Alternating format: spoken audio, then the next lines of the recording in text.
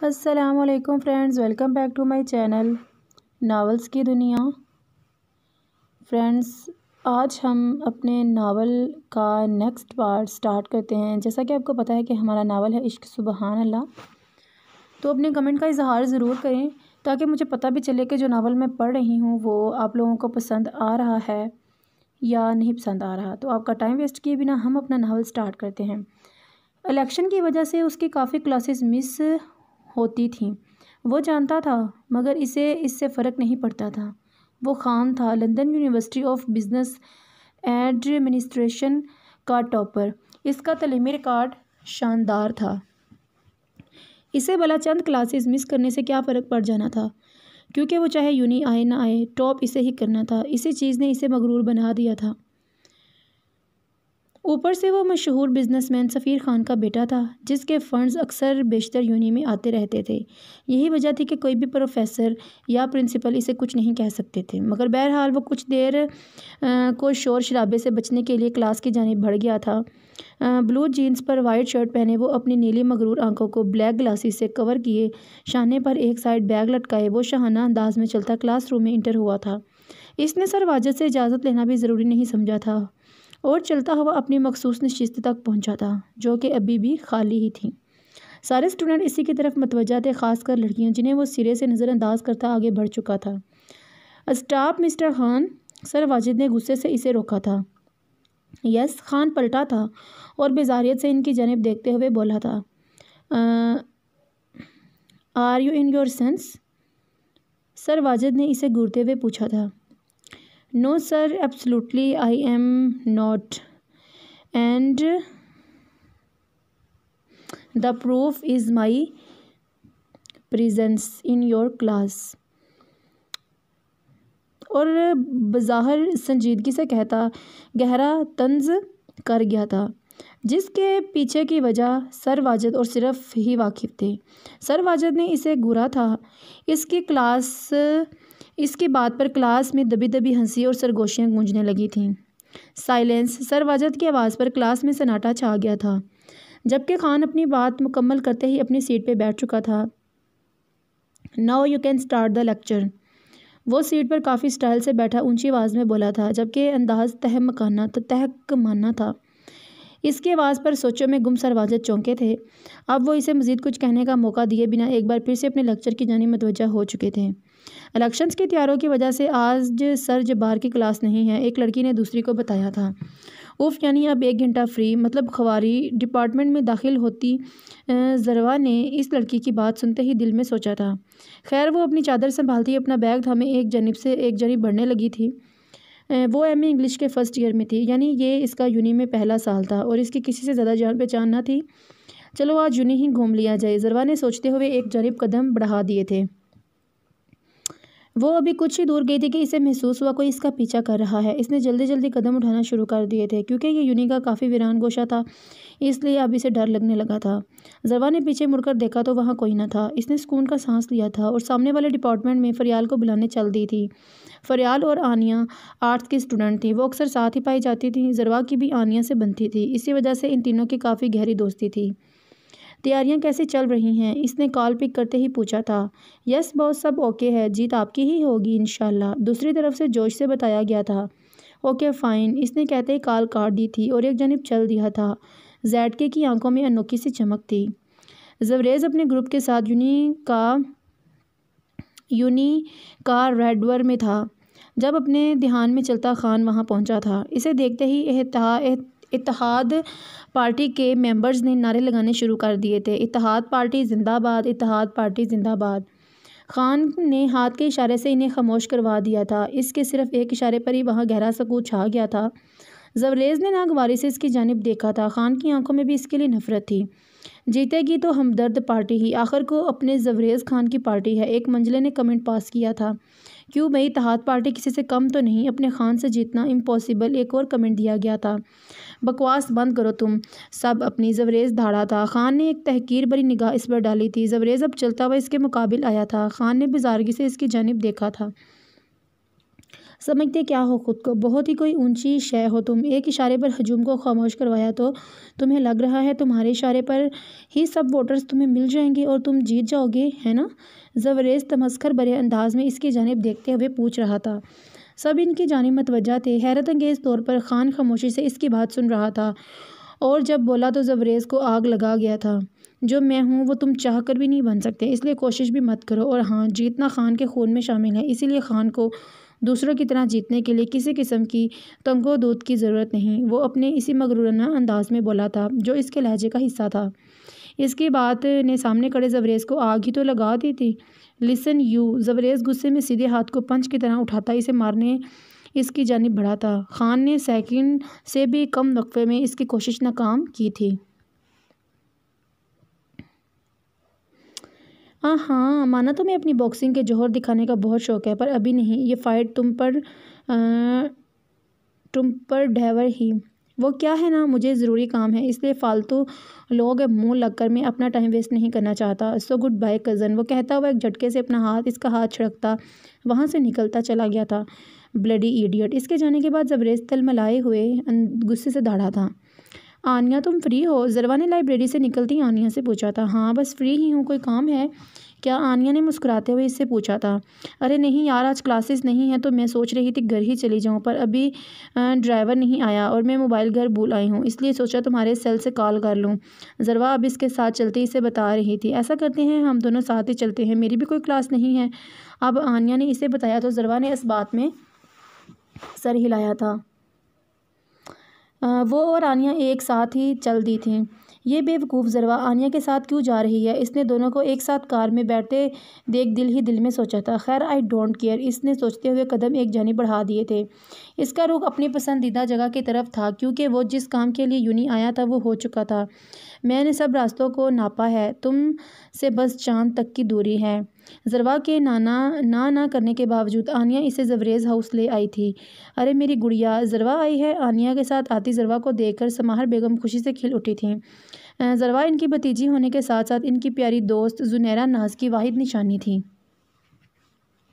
किसी ज़माने में हंसमुख और शरीर सी ज़ुनैरा नाज और नरम मिजाज खानज़ादी सी समाहर खान अफरीदी की दोस्ती मिसाली रही थी।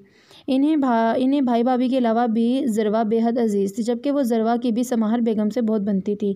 अस्सलाम वालेकुम पुप्पो जान, इसने अपने खुश अखलाक लहजे में इन्हें सलाम किया था। वालेकुम अस्सलाम, आ जाओ मेरा बच्चा पुप्पो की जान। समाहर बेगम ने सलाम का जवाब देते हुए इसे साथ लगाकर प्यार किया था। उन्होंने हमेशा से ज़रवा को अपने इकलौते लाडले के हवाले से देखा था। कैसी है आप पुप्पो जान? ज़रवा अब इनके साथ बैठी इनसे हाल पूछ रही थी, जबकि आनिया सोफ़े पर बैठी मुस्कुराती हुई पुप्पी भतीजी के लाड इंजॉय कर रही थी। इसी वक्त वो लाउंज में इंटर हुआ था। इसे सामने देखकर ज़रवा का हलक तक कड़वा हो गया था। इसके एक शोल्डर पर बैग था, जबकि एक हाथ में मोबाइल। वो एक शान से चलता हुआ इनके करीब पहुंचा था। हेलो लेडीज़, आप सब एक साथ? Wow, what's up? अब वो अपने मिजाज से हटकर शौक़ से लहजे में पूछता सोफ़े पर ज़रवा के ऐन सामने टिक चुका था, जबकि किसी काम से आनिया वहाँ से जा चुकी थी। वो बज़ाहिर तो मजाक के से अंदाज में पूछ रहा था, मगर इसकी नज़रों का मरकज़ ज़रवा ही थी। ज़रवा को इसकी नज़रों से कोफ्त होने लगी थी। कुछ नहीं बेटा जी, बस हमारी ज़रवा बेटी आई हैं तो इनसे ही बातें हो रही थीं। समाहर बेगम ने मुस्कुराते हुए बेटे को जवाब दिया था। ओ आई सी। जवरेज़ ने समाहर बेगम की बात पर वाव कहते हुए होंठ सुकेड़े थे। वैसे लाला, आप आज इतने जल्दी कैसे? आनिया, जो कि इसके लिए ही मिल्क शेक ले आई थी, जवरेज़ की तरफ गिलास बढ़ाते हुए अब इससे पूछ रही थी। बस आज फ्री था सो घर आ गया, मुख्तसर जुमले कहते हुए इसने गिलास थामा था। वैसे मेरी गुड़िया तो बहुत समझदार है, तुम्हें याद था मैं जब इस वक्त घर पर होता हूँ तो स्ट्रॉबेरी शेक ही लेता हूँ? जवरेज़ ने सिप लेते हुए सवाल किया था तो आनिया मुस्कुरा दी थी। जी बिल्कुल, मैं अपने लाला की पसंद अच्छे से जानती हूँ। इसकी बात पर समाहर बेगम हंसती थी। थैंक्स गुड़िया, जवरेज़ ने अपनी लाडली बहन की अपने लिए फ़िक्र महसूस करते हुए प्यार से कहा था। तुम भी बहन का कुछ ख्याल कर लिया करो, समाहर बेगम ने इसे छेड़ा था। ज़रवा को इनके बीच अपना आप मिसफिट महसूस हुआ था। कर तो लिया मॉम, देखिए ना, आज का दिन मेरी प्यारी सी बहन के नाम में अपना सारा टाइम इसी के साथ स्पेंड करूँगा। बज़ाहिर ये बात इसने आनिया के लिए कही थी, मगर ज़रवा इसके अल्फाज अच्छे से समझ चुकी थी। ये भी खूब कही तुमने। समाहर बेगम अपने बेटे की बहन के लिए फ़िक्र देख निहाल हुई थी। मगर आज तो ज़रवा भी यहाँ है, तो अब ज़बरेज़ खान इन्हें भी अपनी बेहतरीन कंपनी से नवाजेगा। ज़रवा की तरफ देखकर एक अदा से कहता वो ज़रवा को सख्त जहर लगा था। इसकी इस बात पर ज़रवा ने नज़रों का ज़ाविया बदला था, जबकि आनिया और समाहर बेगम हंसती थी। तुमसे तो बस बातें बनवा लो। इसकी मुसलसल चलती ज़ुबान से ज़रवा को बेआराम होते देख समाहर बेगम ने इसे घूरा था। तो सही तो कह रहा हूँ मॉम, ये तो अच्छा ही हुआ ना मैं घर आ गया। डियर कज़न भी यहाँ मौजूद हैं। आई होप ये भी तुम्हारे लाला की कंपनी इंजॉय करेंगी। क्यों आनिया? वो जो मानी अंदाज़ और अपने से दिलनशीं अंदाज में बोलता ज़रवा को चौंका गया था। इसकी ग्रे आंखों में शरारत रक्सा थी। इसकी बात सुनकर आनिया और समाहर बेगम मुस्कुरा दी थी, जबकि ज़रवा का दिल मारे खौफ के बहुत ज़ोर से धड़का था। वो सदा का उखड़ा मिजाज ज़बरेज़ खान आज न जाने इसकी यहाँ मौजूदगी से क्यों इतना खुश हो रहा था। हाँ बिल्कुल लाला, आप हैं ही, यहाँ से कोई भी आपका साथ पसंद करेगा, आनिया आम से अंदाज में बोली थी, जबकि ज़बरेज़ ने इसकी बात पर अपना ही मतलब निकालते हुए ज़रवा को स्माइल पास की थी। पुप्पो मैं अब चलती हूँ। मैंने आनिया के मोबाइल से ताई जान को इसके साथ आने के मुतल्लिक टेक्स्ट कर दिया था। वो अब परेशान हो रही होंगी, समाहर बेगम से कहती वो ज़बरेज़ खान को नज़रअंदाज कर गई थी। इसका ये अंदाज़ ज़बरेज़ को सख्त नागवार गुजरा था। अरे कोई परेशान नहीं होता भाभी जान, मैं खुद बात कर लूँगी। अभी तो आई हो, आज तुम यहीं रुकोगी, समझी? समाहर बेगम प्यार भरी धौंस से बोली थी। मगर पुप्पो जान, मुझे अपना असाइनमेंट बनाना है, जिस पर मैं काफ़ी टाइम से काम कर रही हूँ। ज़रवा ने एक और अदद तराशा था। ज़बरेज़ इसका ग्रेस अच्छे से समझ रहा था। ओवर एटीट्यूड कहीं की, समझती क्या है ख़ुद को? मैं क्या इसके लिए मरा जा रहा हूँ? रबिश, ज़बरेज़ ने दिल ही दिल में गुस्से से सोचा था। अरे तो आपकी असाइनमेंट मैं बनवा दूंगा। नाजो रवा मोम इतने प्यार से कह रही हैं, रुक जाइए ना। ज़बरेज़ अपने गुस्से पर काबू पाता मासूमियत से बोला था। हाँ ज़रवा, लाला की नॉलेज बहुत ज़बरदस्त है, कोई सा भी टॉपिक हो ये इसे बहुत आसानी से कवर कर लेते हैं। आनिया ने भी इसकी तायद की थी। ज़रवा तज़ब्ज़ब का शिकार हुई थी। कहाँ कुछ लम्हे इस बदतमीज़ शख्स के सामने बैठना दुश्वार हो रहा था, कजा यहाँ रुकना, और ये पहली मरतबा ही हुआ था कि वो इसे यूँ ज़िच करने पर तुला हुआ था, वरना ज़बरेज़ अपने काम से काम रखता था। मगर जब से ज़रवा के लिए इसका अंदाज़ बदला था, ज़रवा को इससे डर लगने लगा था। बस फिर आप रुक रही हैं, इट्स फाइनल, समाहर बेगम ने फैसला सुनाया था। ज़रवा सिर्फ जी करके रह गई थी। आनिया जाओ, बहन को अपने रूम में ले जाओ, आप सब जाकर फ्रेश हो जाएं, जब तक मैं खाना तैयार करवाती हूँ। समाहर मुस्कुराकर कहती हुई वहाँ से चली गई थी, जबकि ज़बरेज़ भी उठकर अपने रूम की जानिब चल दिया था। तुम ऐसा करो, मेरे रूम में जाओ और मेरा कोई भी ड्रेस लेके फ़्रेश हो जाओ। मैं बस आधे घंटे तक अपनी पेंटिंग को फ़ाइनल करके रूम में आती हूँ, फिर हम लंच करेंगे और इसके बाद ढेर सारी बातें। आनिया ने सेकंड्स में प्रोग्राम तरतीब दिया था। ज़रवा इस बात में सर हिलाती सीढ़ियों की जानिब बढ़ गई थी। अक्सर यहाँ आती रही थी, इसलिए इसे आनिया का रूम मालूम था। वो दोपहर 2 बजे का वक्त था जब वो फ्रेश होकर निकली थी। वो इस वक्त पिंक कलर की घुटनों तक आती कुर्ती और पिंक ट्राउज़र में मबलूस थी। आनिया के कपबोर्ड में इसी की तरह की ढेरों की तादाद में ट्राउज़र शर्ट्स मौजूद थे। हर कलर वहाँ मौजूद था, मगर ज़रवा को लाइट कलर पसंद थे, इसीलिए इसने लाइट पिंक का इंतखाब किया था। वो अब ड्रेसिंग टेबल के सामने खड़ी अपने लंबे घने सुनहरी बालों को तौलिया की मदद से आहिस्ता आहिस्ता खुश्क कर रही थी। इसी वक्त रूम नॉक हुआ था। कम ऑन आनिया, तुम अपने रूम में ही आने से पहले नॉक क्यों कर रही हो? ज़रवा ने मुस्कुराते हुए बाहर मौजूद शख्स को आनिया समझकर अंदर आने की इजाज़त दी थी। साथ ही इसने बालों का मैसी जोड़ अब बनाते हुए दुपट्टा खुद पर फैलाया था। फिर भी इसके बालों की कुछ ओवर लटे इसके चेहरे पर आ ही गई थी।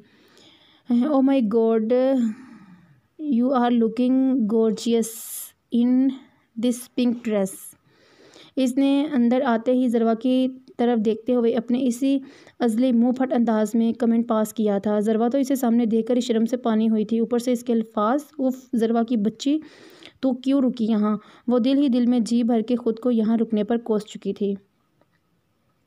ओ हेलो मिस कोमा, वापस आ जाओ। ज़बरेज़ ने इसे सोचों में गलता देख तंज़िया अंदाज में कहते हुए इसके सामने चुटकी बजाई थी। इसने चौंक कर जल्दी से अपने दुपट्टे का सिरा सर पर लिया था। आपको शायद वाकई ही मैनर्स नहीं है पता, जब मन हुआ किसी भी लड़की के रूम में यूँ बिना इजाज़त आ जाते हैं। तमीज़ नाम की चीज़ आपको छू कर भी नहीं गुजरी। ज़रवा ने इसकी तबीयत साफ़ की थी। ज़बरेज़ जो इसके चेहरे के उतार चढ़ाव नोट कर रहा था, इसकी बात पर हैरान हुआ था। Oh hello, first of all ये किसी लड़की का नहीं, मेरी बहन का रूम है, इसलिए मुझे बिल्कुल भी अंदाज़ा नहीं था तुम यहाँ हो। एंड सेकंड थिंग, मैं रूम नॉक करके ही अंदर आया हूँ। इस बात के गवाह आप खुद हैं, क्योंकि आपने ही कम इन कहा था। आप अपनी ही कही बात नहीं जुटला सकती, इसलिए अपने ये मैनर्स वाले लेक्चर अपने पास रखो। आई समझ। वो एक एक लफ्ज़ पर जोर देकर बोलता इसे जी भर के शर्मिंदा कर गया था। अच्छा बस, मुझे आपसे कोई बहस नहीं करनी, प्लीज़ आप जाइए यहाँ से। ज़रवा ने मस्कत अमेज़ अंदाज़ इख्तियार किया था। हाँ, ऐसे कैसे, अभी तो आया हूँ, इतनी जल्दी भी क्या है डियर कज़न, गमगीन लहजे में कहता वो अब पटरी से उतरा था। इसके इस लबो लहजे पर ज़रवा बदहवास हुई थी। देखिए प्लीज़ यहाँ से जाइए। ज़रवा ने बमुश्किल ये अल्फाज अदा किए थे। क्यों भाई मिस ज़रवा खान अफरीदी, आपको मेरी कंपनी नहीं पसंद? ज़वरेज़ अब इसके सामने सीने पर हाथ बांधे खड़ा बड़े मज़े से इससे पूछ रहा था। मुझे आपके किसी सवाल का जवाब नहीं देना। ज़रवा ने इसे घूरते हुए इसकी अब की बार गुस्से में जुमला मुकम्मल किया था, मगर ज़वरेज़ ने इसे खिलाफ तवक्का कोई जवाब न दिया था। इसे सुनहरी जुल्फ़ों वाली अपनी ये मासूम सी कज़न शायद कुछ ज़्यादा ही पसंद आ गई थी, वरना ज़वरेज़ खान कोई दिल फेंक आशिक बिल्कुल भी न था। वो फ्लर्ट था। इसकी काफ़ी सारी गर्लफ्रेंड्स रह चुकी थी, मगर इसने कभी अपनी हदूद नहीं फैलांगी थी। वो अब चलता हुआ इसकी जानिब आ रहा था। आनिया का रूम इंतहाई शानदार और वसी था। ड्रेसिंग टेबल से दूर तक फासला काफ़ी था। देखें पुप्पो या आनिया में से कोई यहाँ आ गया तो क्या सोचेगा? अपना ना सही मेरा ही ख्याल कर लें।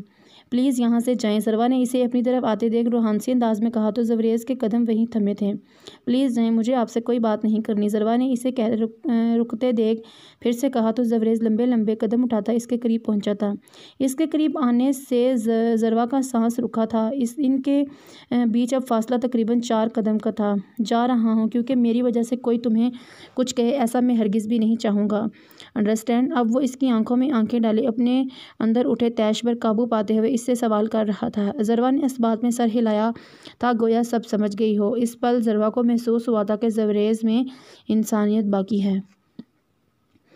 एंड यस, मैं ये तुम्हारे बिल्कुल भी नहीं कर रहा। ये मैं अपने लिए कह रहा हूँ क्योंकि ज़वरेज़ खान को अपनी ईगो, अपनी सेल्फ बहुत अजीज़ है। मैं नहीं चाहता कि कोई तुम्हारी वजह से मुझ पर उंगली उठाए। That's it. अगले ही पल इसने ज़रवा को गलतफहमी दुरुस्त की थी। ज़रवा का दिल इस पल शिद्दत से चाहता कि कोई वज़नी चीज़ उठाकर इस मगरूर शख्स के सर पर दे मारे, मगर वो ऐसा सिर्फ सोच सकती थी। अभी के लिए बाय, बट भूलना मत, ज़वरेज़ की नज़र अब तुम पर है। वो अपनी बात मुकम्मल करते ही वापसी के लिए पलट गया था, जबकि ज़रवा ने बिना इसकी आखिरी बात पर गौर किए फ़िलहाल तो बस इसके वहाँ से जाने पर ही शुक्र अदा किया था। अरे साइम, तुम अकेले आ गए? नगीन बेगम ने अभी अभी घर में दाखिल होते साइम को मुखातिब करते हुए सवाल किया था। क्या मतलब चची जान? साइम ने हैरत से पूछा था। अरे भाई, ज़रवा और मिशाल अभी तक घर नहीं आई। शाम के 6 बज रहे हैं। मुझे लगा इनकी कोई क्लास होगी और हमेशा की तरह आज भी तुम्हारे साथ आ जाएंगी, तो इसलिए तुमसे पूछा। नगीन बेगम ने इसे वजह बताई थी। नहीं चची जान, आज तो ज़रवा ने मुझसे ऐसा कुछ नहीं कहा, मगर मिशाल ज़रूर मिली थी, इसे मैं ले आया हूँ। वो अभी अभी ही मुझसे आगे अपने रूम में गई है। इसके साथ इसकी कोई फ्रेंड आई है, जबकि ज़रवा ने मुझे आज एक्स्ट्रा क्लासेस का नहीं बताया। इनफैक्ट आजकल तो यूनी में इलेक्शन की तैयारियों की वजह से कम ही क्लासेस हो रही हैं। साइम ने इन्हें तफसील बताई थी। अच्छा, मैंने नहीं देखा, मैं अभी रूम से निकली हूँ। नगीन बेगम ने इसकी बात पर इस बात में सर हिलाया था। मगर ज़रवा कहाँ रह गई? वो तो कभी ऐसे लेट नहीं होती। इन्हें अब ज़रवा की फ़िक्र हुई थी। हाँ, ये तो मैं भी सोच रहा हूँ। साइम भी मुतफक्कर हुआ था। अरे नगीन और साइम बेटा, परेशान मत हों। अब दोनों दोपहर में इसका टेक्स्ट आया था। वो आनिया के साथ यूनी से निकली थी, फिर आनिया इसे घर ले गई। समाहर की कॉल आई थी, वो इसीलिए इसी के इसरार पर समाहर की तरफ रुक गई है। मैं तुम्हें बताना भूल गई थी। लॉन्च में दाखिल होती बुलुशा बेगम ने इन्हें असल बात से आगाह किया। वो दोनों ही मुतमईन हो गए थे। शुक्र है, मैं तो परेशान हो गई थी, नगीन बेगम आहिस्ता से बोली थी। हाँ, वाक़ई में भी तो परेशान हो गया था। साइम ने भी इनकी तायद की। हो जाता है ऐसा। खैर, अब तो सब क्लियर है, तो डरने या परेशान होने की ज़रूरत नहीं। बलूशा बेगम मुस्कुराकर बोली थी। चले ठीक है मम्मी जान, मैं भी चलता हूँ फिर अपने रूम में। साइम कहता हुआ वहाँ से चला गया था।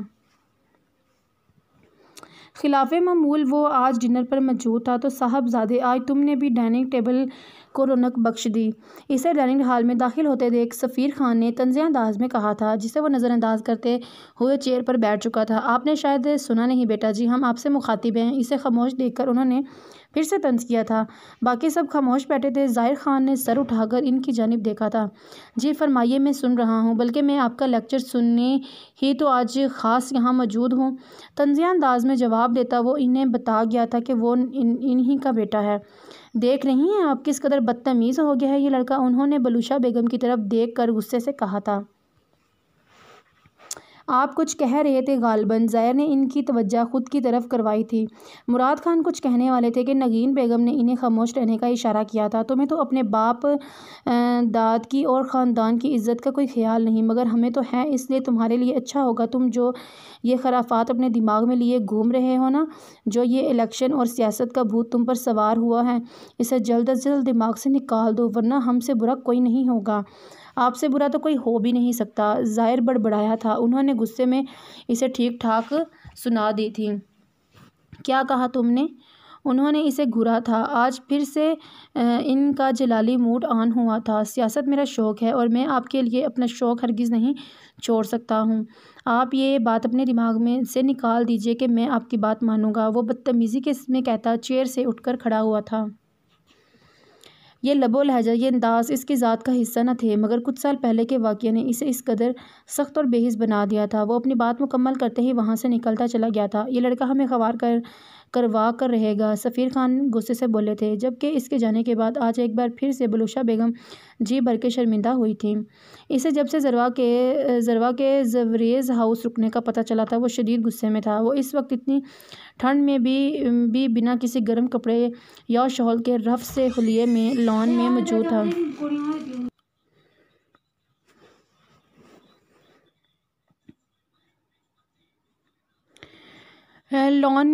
था।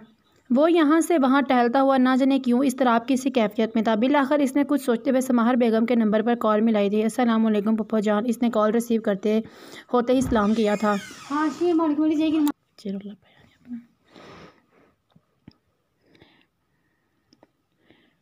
आज मेरे ख़ान बेटे को पप्पो की याद आ ही गई। समाहर बेगम ने लहजे में इसके लिए बेपनाह प्यार था। जी पप्पो, बस वो मुझे आपसे एक बात करनी थी। ज़ाहिर बिना गुफ्तगू को लंबा किए असल बात की तरफ आया था। जी हमारी जान, बोलिए, हम सुन रहे हैं। समाहर बेगम लाड से बोली थी। वो असल में मुझे ये कहना था कि ज़रवा को आप वापस भेज दें। इसने जल्दी जल्दी में सिर्फ इतना कहा था। इसकी बात पर समाहर बेगम चौंकी थी। क्या मतलब, बच्चे कोई परेशानी है? ज़रवा मेरे पास बिल्कुल खैरियत से है, उन्होंने अपने मखसूस पुरशफ़क़त अंदाज में इसे जवाब दिया था। समाहर बेगम के इस तरह कहने पर ज़ाहिर को एहसास हुआ कि वो जल्दी जल्दी में कुछ गलत बोल गया था। अरे नहीं, मेरा मतलब था कि फ़ुरकान चाचू की तबीयत ठीक नहीं रहती। वो कभी भी नींद में भी ज़रवा को बुला लेते हैं और ज़रवा ही इन्हें मेडिसिन देती है और वही पूछ रहे थे। फ़िलहाल तो मैंने इन्हें टाल दिया, मगर आप चाहती हैं ना कि वो इनसे बेहद अटैच है, सो मैं बस इसलिए कह रहा था। इसने फ़ौरन बात संभाली थी। अच्छा ठीक है बच्चे, मैं समझ सकती हूँ आपकी बात। आपकी ये केयर देखकर अच्छा लगा। मैं इसे अभी भेजती हूँ, उन्होंने इसे नरमी से जवाब दिया था। जी ठीक है, थैंक्स, ज़ाहिर ने संजीदगी से कहा था। एक सेकंड पप्पा, मैंने आपको कॉल की, ये किसी से मत कहिएगा। मैं नहीं चाहता मेरी वजह से कोई परेशानी हो। ज़ाहिर ने अपनी पोजीशन पहले ही क्लियर कर दी थी। ओके मेरे बच्चे, आप बेफिक्र रहें, उन्होंने इसे इत्मीनान दिलाया था। ओके टेक केयर पप्पो जान, ज़ाहिर ने कहते ही रब्ता मुंतका किया था। Yes I won again loser Zavrez Khan Afridi, Zahir दिल ही दिल में कहता मसरूर सा अपने रूम की जानिब बढ़ा था। ज़रवा के जाने के बाद वो अपनी पसंदीदा जगह पर आ गई थी। वो इस वक्त अपने पेंटिंग रूम में मौजूद थी और दांतों में ब्रश दबाए अपनी हाल ही में मुकम्मल हुई पेंटिंग का जायज़ा ले रही थी। फाइनली पूरे एक हफ़्ते की मेहनत के बाद आज इसकी पेंटिंग मुकम्मल हो चुकी थी। इसकी नज़रें पेंटिंग पर ही जमी थीं। वो खुद जैसे किसी गहरी सोच में गुम थी। क्या कर रही है मेरी गुड़िया? वो अपने बाबा की प्यार भरी आवाज़ पर चौंकी थी। इसके लबों पर बेसाख्ता मुस्कुराहट आन ठहरी थी। आपको मालूम तो है बाबा, फारिग वक्त में मेरा एक ही मुश्किल है और वो है पेंटिंग। बस अब भी वही कर रही हूँ, इसने मुस्कुराकर जवाब दिया था। साथ ही फिर से पेंटिंग का जायज़ा लेने लगी थी। इसके सामने कैनूस पर एक खूबसूरत सी पेंटिंग थी जिसे इसने आज ही मुकम्मल किया था। अच्छा ज़रा मैं अभी तो देखो मेरी गुड़िया क्या बना रही है। शहरोज़ खान कहते हुए इसके बराबर आन रुके थे। मोस्ट वेलकम बाबा, आनिया ने मुस्कुराते हुए कहा था। पेंटिंग में एक छोटी सी बच्ची थी जिसने गुलाबी रंग की फ़राक पहनी थी और इसके हाथ में ढेरों रंग बिरंगे फूल थे। वह बच्ची मुस्कुराती हुई इन फूलों को हाथ में पकड़े शायद कहीं जा रही थी। वाह बे ज़बरदस्त, बहुत खूब पेंटिंग बनाई है तुमने तो, उन्होंने दिल से इसे सराहा था। वैसे आज पहली बार हमारी गुड़िया ने कोई मुस्कुराती हुई पेंटिंग बनाई है, उन्होंने इसे छेड़ा था। इनकी बात सुन के आनिया भी मुस्कुरा दी थी। बाबा आप भी ना, इसने मसनूई खुफकी से घुरा तो शहरोज़ खान हंस दिए थे। अच्छा भाई बच्चे, हम तो मजाक कर रहे थे, उन्होंने कहते हुए इसके गिर्द बाजुओं से पुरशफ़क़त हज़ार बांधा था। मुझे पता था बाबा, मैं भी तो मजाक कर रही थी, कहते ही आनिया खिलखिलाकर हंसती थी। हमारी लाडली हमेशा खुश रहो। इससे हंसता देख शहरोज़ खान ने सच्चे दिल से दुआ की थी। इनके लहजे में बाप वाली महसूस शफ़क़त थी। पर रात के 10 बजे का वक्त था और इसके आलीशान कमरे में कब्र जैसा अंधेरा था। वो कमरे की खिड़की के आगे खड़ा था जिसके दोनों पट खुले थे। Black sand whisky black head sir पे थी। सवात में ठंड बहुत पड़ती थी मगर हवा ज़्यादा तेज़ न थी। इसके हाथ में मौजूद सिगरेट की रोशनी इसी गुप अंधेरे में कोई नन्हा सा जुगनू महसूस हो रही थी। वो आसमान को देखते हुए बस कश लगाने में मसरूफ़ था। इसकी लाल आंखें न जाने किस बात का गुस्सा था जिसे वो अंदर ही अंदर दबा रहा था। इसकी सोचा का मरकज़ दो शख्सियात थीं जिन्हें वो सख्त नापसंद करता था। इसके इस रवैये के वजह वो वाक़या ही था। न जाने क्यों वो 4 साल पहले हुए इस वाक़ये को भुला नहीं पा रहा था। इसे उस वक्त भी ये समझ नहीं आ रहा था कि ज़वेरेज़ खान का ज़रवा से बात करना इसे क्यों बुरा लगता है, जबकि वो ज़रवा भी तो इसकी मुजरिम थी। ज़वेरेज़ खान अफरीदी वो शख्स था जिसने ज़ाहिर खान अफरीदी को खुद से मंसूब हर रिश्ते के लिए बेहिस बना दिया था। तो ज़रवा खान वो लड़की थी जिसने इस हसीन और वजीह मर्द को पत्थर दिल बनाया था। ये ज़ाहिर खान की सोच थी और सोचों पर किसी का बस नहीं चलता, मगर ख़ुद को ज़रवा खान के लिए ये फ़िक्र इसे अंदर ही अंदर डिस्टर्ब कर रही थी। क्यों वह इसे ज़वेरेज़ खान का ज़रवा के आसपास रहना तैश लाता था, या यह सिर्फ़ इसकी ज़वेरेज़ खान के लिए नफ़रत थी, इसी वजह से इसे ये सब इतना परेशान कर रहा था। पूरी यूनी में स्टोन मैन के नाम से मशहूर बिलाशुबा वो शख्स बेमिसाल था, मगर कुछ बातें ऐसी थी जहां आकर वो ख़ुद को बेबस महसूस करता था। वो थी ज़रवा। इससे मुतल्लिक इसकी सोच, वो जितना इसे पीछा छुड़ाना था वो लड़की इतने ही इसके ख्यालों में आती थी। वो इसके इश्क में गिरफ़्तार हरगिज़ भी न था, बल्कि इसकी वजह तो इसकी ज़रवा से शदीद किस्म की नफ़रत थी।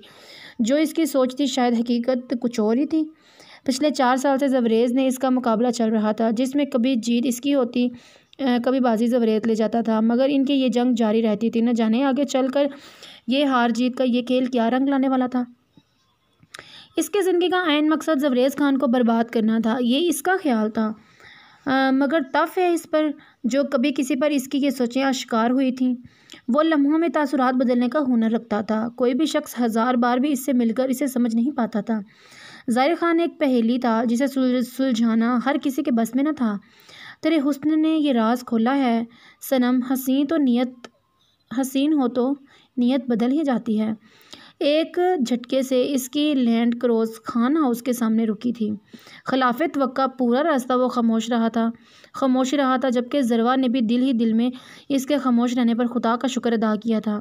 गाड़ी की आवाज़ पर ज़ाहिर फ़ौरन पोर्च में आया था। इसे ज़वेरेज़ के साथ गाड़ी से उतरते देख इसकी पेशानी पर बल पड़े थे, जबकि ज़वेरेज़ के चेहरे पर मायनेखेज़ मुस्कुराहट थी। ज़रवा इसे सामने देख हैरान हुई थी, मगर पीठ से झटक इसके करीब से गुजरने लगी थी। अभी वो कुछ ही कदम आगे बढ़ी जब ज़ाहिर की रौबदार आवाज़ माहौल में गूंजी थी।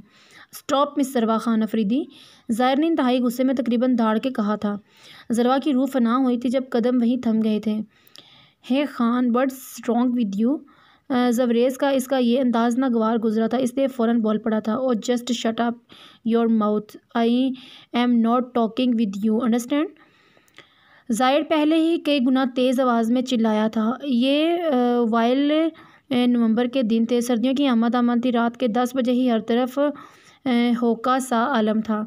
ऐसे में इसकी गुस्से भरी आवाज़ ज़रवा को सर्दी से ज़्यादा कमाने पर मजबूर कर गई थी, जबकि ज़वेरेज़ को इससे कोई फ़र्क न पड़ा था। वो हनूज़ इसी तरह अपनी कार से टेक लगाए एक स्टाइल से खड़ा था। Okay take chill, cause I am also not interested to talking with you. Zavrez इसी के अंदाज में इसे जवाब देकर वापसी के लिए पलटा था। या हाँ, ये तुम्हारे लिए अच्छा है, ज़ाहिर तंज़िया अंदाज में कहता जवरेज़ को आग लगा गया था। मकसद इसे रोकना था, जिसमें वो कामयाब रहा था। जवरेज़ का गाड़ी के दरवाजे की तरफ बढ़ता हाथ थमा था। जवरेज़ इसी वक्त पलट कर लंबे कदम उठाता इसकी जानिब आया था। इस बात से क्या मतलब है तुम्हारा? हाँ, तुम्हें लगता है मैं तुमसे डरता हूँ? वो अब इश्तियाल अमेज़ अंदाज में इससे पूछ रहा था। ज़ाहिर बिना इसे जवाब दिए एक नफ़रत भरी निगाह सामने इस शख्स पर डालते हुए ज़रवा की तरफ पलटा था। ज़रवा की तरफ उठता ज़ाहिर का एक एक कदम ज़रवा को सहमा रहा था। ना जाने अब वो इसे लफ्ज़ों के कौन से ज़ख्म देने वाला था।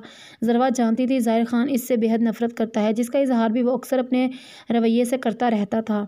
ज़रवा का कसूर सिर्फ इतना था कि इसने जो देखा था इसका साथ दे बैठी थी, मगर वो बेकसूर होते हुए भी ज़ाहिर की नज़र में मुजरिम ठहरा दी गई थी।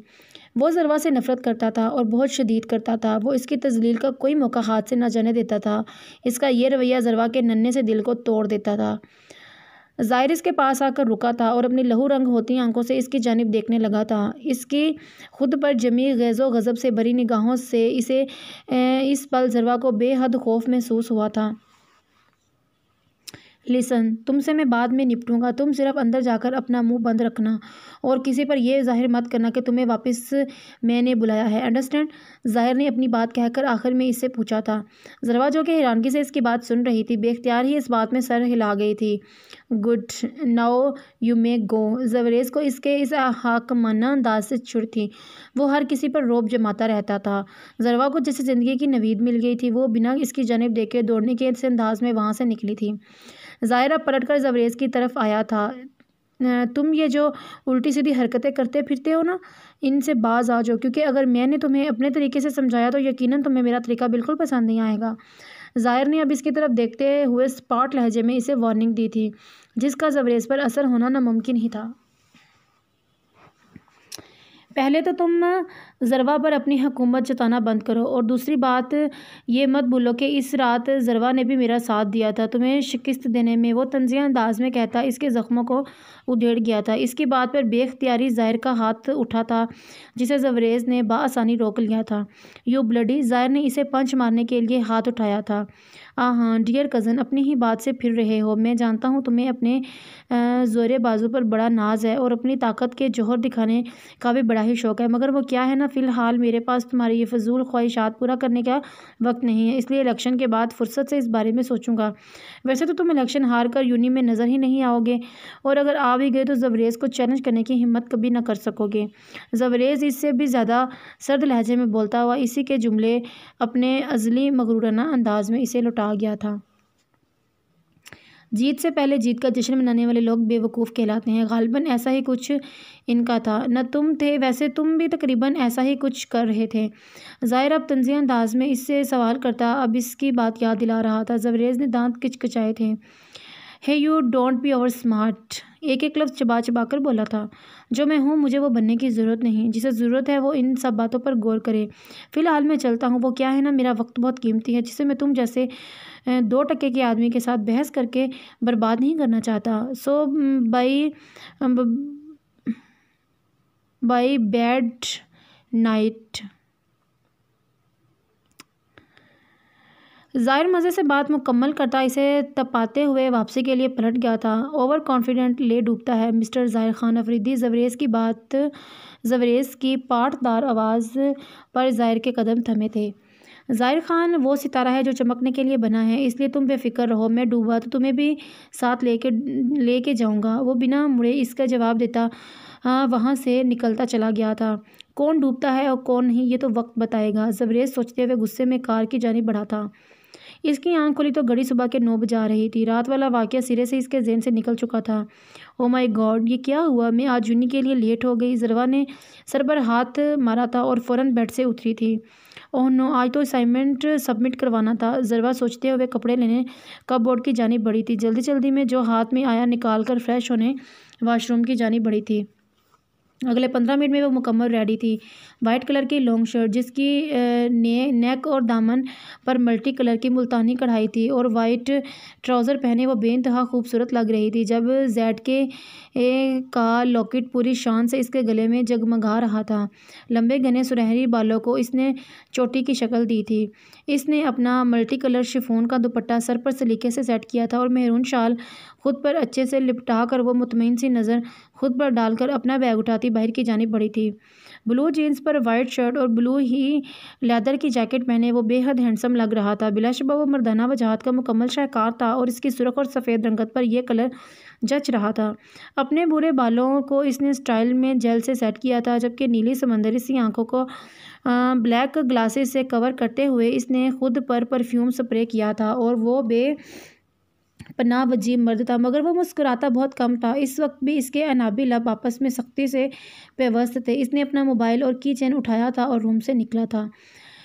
आज इसे फिर से सुबह सुबह एक पार्सल मौसूल हुआ था। ये साइम के साथ अब अक्सर होने लगा था। इसे हर महीने एक पार्सल मिलता था जिसमें किसी खूबसूरत मंज़र की पेंटिंग हुआ करती थी, जबकि साथ ही वही मखसूस हैंड राइटिंग वाला मुख्तसर सा पैगाम होता था। आज फिर इस अनजान शख्स ने इसे पेंटिंग भेजी थी। ये एक बहुत खूबसूरत पेंटिंग थी जिसमें एक लड़की एक दरख्त से बंधे झूले पर बैठी थी और इस जगह पर दूर दूर तक सब्ज़ा फैला था। इसके खुले बाल हवा से पीछे की तरफ उड़ रहे थे और वो चेहरा उठाकर आसमान को देख रही थी। आसमान पर फैले दनक के रंग जैसे इसके चेहरे पर भी बिखरे थे। इस खूबसूरत पेंटिंग में रंगों का जहान आबाद था, पर मुकम्मल और इस कदर खूबसूरत होते हुए भी इस पेंटिंग में कहीं कुछ कमी थी। वहाँ खुशी के रंगों की कमी थी। इस फूल चेहरे लड़की की हसीन आंखों में खुशी के रंग न थे, बल्कि इसमें उदासी थी जहाँ हल्की हल्की नमी का गुमान होता था। वो हसीन आंखें हसरत से आसमान को देख रही थी, जैसे इन्हें कहीं इस किसी चीज़ की कमी हो, जैसे इनमें कोई अनजाना सा दुख हो। साइम बहुत सा पेंटिंग को देख रहा था जब इसकी नज़र पेंटिंग के बिल्कुल आखिर में नीचे की तरफ खूबसूरत हैंड राइटिंग में लिखे इस पैगाम पर रुकी थी। Keep a smile always, your well wishes, fantastic. इसके मुंह से बेख्तियार ये लफ्ज़ अदा हुए थे। मुख्तसर सा पैगाम था, मगर लफ्ज़ थे कि कोई सहर साइम बिना इसे देखे बिना इससे मिले ही इस वेल विशर के शहर में जकड़ता जा रहा था। अब इसका इस अनजानी शख्सियत से मिलना ज़रूरी हो गया था। इतना तो साइम खान जान गया था कि वो वेल विशर कोई लड़की थी, लेकिन आखिर वो थी कौन जो इसकी इस कदर दीवानी थी। बेख्तियार ही साइम खान अफरीदी के लब मुस्कुराए थे, चाहे जाने का सरूर ही ऐसा था। इस पानी से शफाफ दिल शहजादे के दिल का हाल कुछ इस गज़ल जैसा था।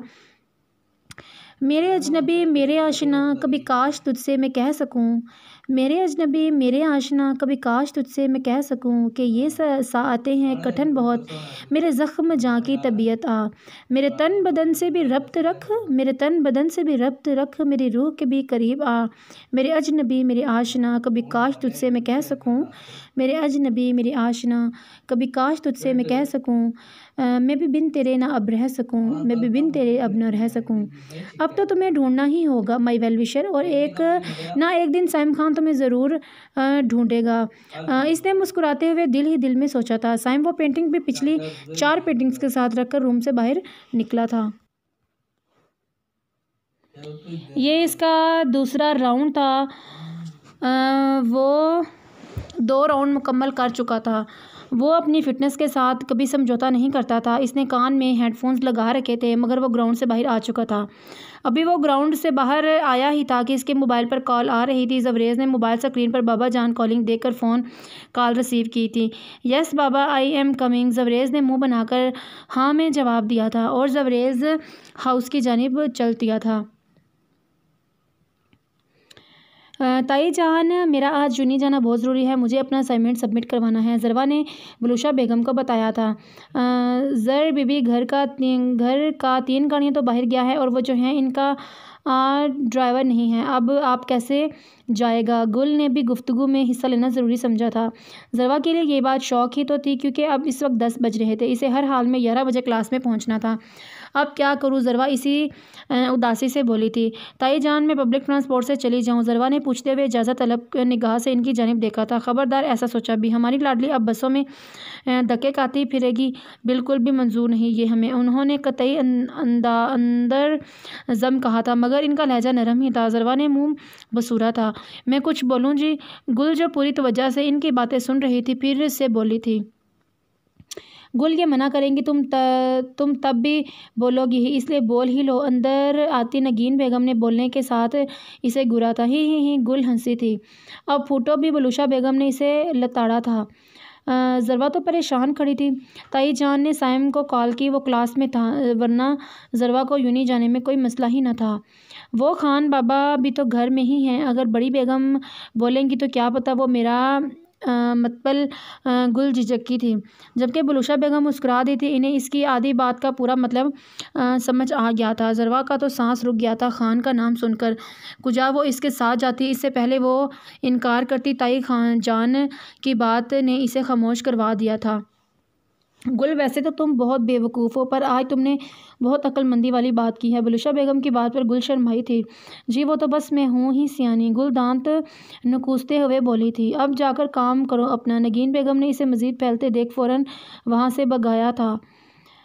ज़रवा बेटा तुम चादर सही करके बाहर आओ, मैं अभी इसे कहती हूँ तुम्हें भी साथ ले जाए। ताई बेगम कहते हुए किचन से जा चुकी थी। ज़रवा न चाहते हुए भी इनके पीछे किचन से निकली थी। यह एक खूबसूरत और आलीशान लॉन का मंजर था, जहाँ एक 8 साला मासूम सी हीज़ल ग्रीन आंखों वाली और सुनहरी बालों वाली एक बेहद खूबसूरत बच्ची बाल हाथ में उठाए खड़ी थी, जबकि इसके ऐन सामने एक 12 साला लड़का खड़ा था जो इसका बेहतरीन दोस्त था। वो लड़का भी कोई कम हसीन न था। नीली आंखों वाला वो लड़का हाथ में बैट थामे शॉट लगाने को रेडी था, जबकि कीपर की ड्यूटी अंजाम देता लड़का, जो कि इस बैट वाले लड़के का ही हम उम्र था, वो भी अपनी पोजीशन संभाले खड़ा था। इस बच्ची के दोनों साथी बच्ची के आसपास ही थे। इसी वक्त इस बच्ची ने बाल डाली थी और इसके सामने खड़ा वो लड़का गलत शॉट खेलकर जानबूझकर आउट हो गया था। हिप हिप हुर्रे, हम जीत गए। ज़रवा मारे खुशी के चिल्लाती हुई अपने साथियों की जानिब भागी थी, जबकि ज़ाहिर के इस तरह गलत शॉट खेलकर आउट होने पर इसके दोनों साथी मिशाल और ज़बरेज़ हक्का बक्का इसे ऐसे देख रहे थे जैसे कि इन्हें इससे एक बार फिर गद्दारी की तवक्का नहीं थी।